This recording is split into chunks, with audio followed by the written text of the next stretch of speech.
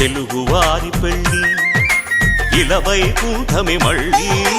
సంప్రదాయమే సౌందర్యంగా సాగుతున్న పెళ్ళి ఇది తెలుగువారి పెళ్ళి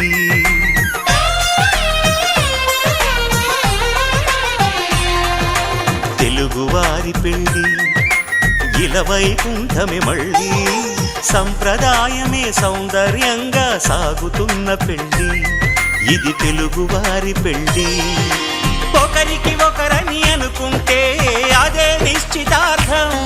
ఆ నిర్ణయానికి తలవంచడమే పెళ్ళి అంతరార్థం శతమానం భవతి అంటుంది శ్రావణ మాసం శ్రావణ మాసం శ్రావణ మాసం తెలుగువారి పెళ్ళి ఇలవైకుంఠమే మళ్ళీ సంప్రదాయమే సౌందర్యంగా సాగుతున్న